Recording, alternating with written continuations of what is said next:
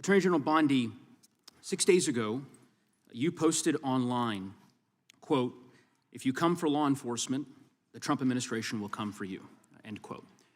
I want to show you just a brief video. It's about 30 seconds, and I'll ask you a couple questions about it. Welcome back, truth seekers.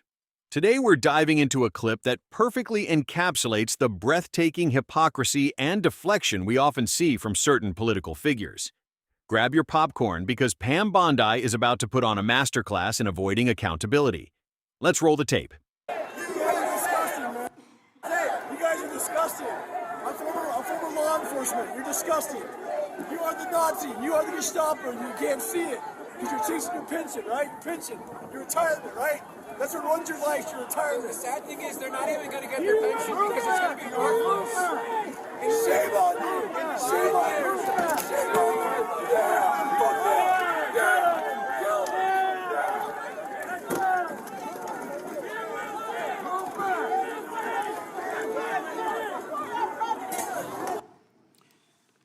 Attorney General Bondi, that man works for you now, right?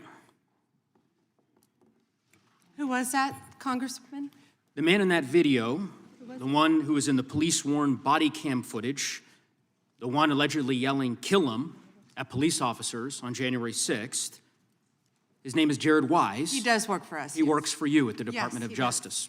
He does. Wait, hold on a second.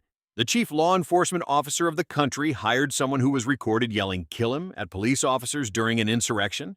That's not just a bad look. That's like hiring a pyromaniac to run your fire department. The cognitive dissonance required to maintain that law and order facade must be exhausting.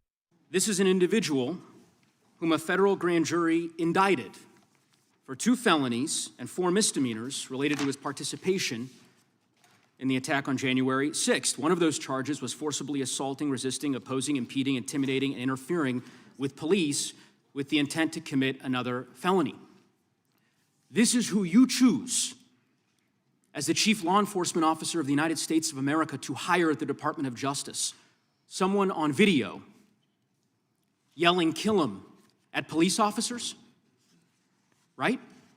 I believe he was pardoned by President Trump. Oh, he was pardoned. You're right. You're right. Pardoned by President Trump for his offense. Pardoned for yelling "kill him" at police officers. And yet you expect hardworking police officers across the country to believe that you take law enforcement seriously. Okay, so not only was he hired, but he was pardoned for actively trying to harm police officers. This isn't just a slap in the face. It's a full-on theatrical production of rules for thee, but not for me. They want to preach about supporting law enforcement while actively undermining it for political gain. It's a betrayal of every officer on the beat. You could imagine the reaction of so many folks across the country hearing the chief law enforcement officer of the United States refuse to even condemn what that individual whom you've now hired did. But in any event, let's talk a little bit about some of the other divisions within the Department of Justice and what's happened over the last year. You're familiar with the Public Integrity section of the DOJ's criminal division. I think it's referred to as PIN. Is that right? Yes. Okay. Do you know which presidential administration under which the PIN was first created? I can tell you what administration that the weaponization was ended under. I'll reclaim my time. This wasn't a trick question. You don't get to Madam Attorney reclaim General. your time. Madam Attorney General. Because I don't like it. Mr. Chairman, will you explain to the witness that he does reclaim his time? Because I don't answer a question to your satisfaction. Mr. Chairman. Madam Attorney General, the time belongs to the gentleman from... Ah, the classic political dodge. When you can't defend your actions, just attack the premise or refuse to answer. "I don't answer a question to your satisfaction" is code for "I don't like where this is going and I have no good answer." It's like a kid saying, "I didn't steal the cookie if you don't think I stole the cookie." Colorado. The president under which PIN was created was Gerald Ford. It was created after Watergate. I'm not asking a question, Madam Attorney General. The administration under which it was created was Gerald Ford. When you first started as the Attorney General of the United States, there were 35 people working in that office. There are now 2 people working in that office because you have gutted it. How many people work for the National Cryptocurrency Enforcement Team in the criminal division today? Can I answer the question about Penn? I've asked you a question. How many You've people asked me a work? question, but you don't How want many the answer. people work I'm not for the gonna answer your National questions the way you Cryptocurrency want. Enforcement Team? You won't answer how many I'll people? answer Penn. You. Penn will not be you know what? weaponized. You know what? I'll say to the chairman. What's funny about this? Chairman, you know what the answer is? And I think I What's understand funny why the about Attorney General this? does not want to answer the question. Because you eliminated the National Cryptocurrency Enforcement Team last year. So I understand why you don't want to tell the American people who works there. Yeah, I no one understand works why there you don't want to anymore, talk about Madam Mohammed Attorney Solomon General. in So, your district. In any event, who I would just murdered people. Mr. Chairman, will you stop the clock so his time is not wasted by I've the been witness? very generous with allowing extra time when we have these little disputes. I understand. You got the time, Mr. Neguse. I might as well ask the chairman these questions. I'd be happy because to answer what some is of your fun- questions. What's profound, the questions I've Profound? asked, The crime in questions your I've district. asked, Mr. Chairman, are not trick questions. They're not gotcha questions. They're actually basic questions about how the Department of Justice functions and the unwillingness of this Attorney General to answer them in good faith. When a member of Congress asks how many people work at the National Cryptocurrency Enforcement Team and the Attorney General refuses to answer it, it is not a coincidence.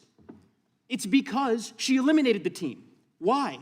Because her boss, the President of the United States, is making money hand over fist, $1.4 billion over the course of the last year through cryptocurrency holdings. And there it is, the smoking gun, the big reveal, the reason for all the obfuscation.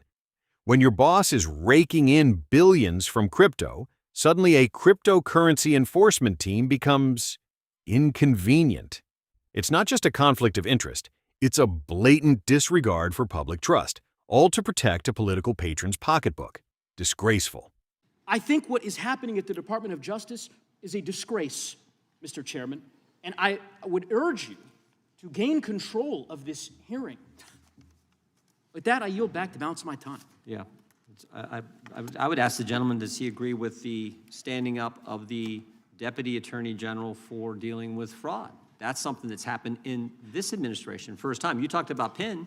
That happened with this Justice Department. We're talking about this committee. Mr. Chairman, had you answered the question, had the Attorney General answered the question in that way, perhaps this hearing would have some modicum of resembling something that has typically been fairly conventional, an oversight hearing of the Department of Justice. What we just saw wasn't just a breakdown in decorum, it was a masterclass in political evasion and self-serving hypocrisy.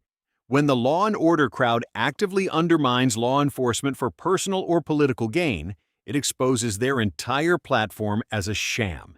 If you're tired of these double standards, hit that like button, subscribe, and tell us in the comments, what was the most outrageous moment for you? Let's keep these conversations going.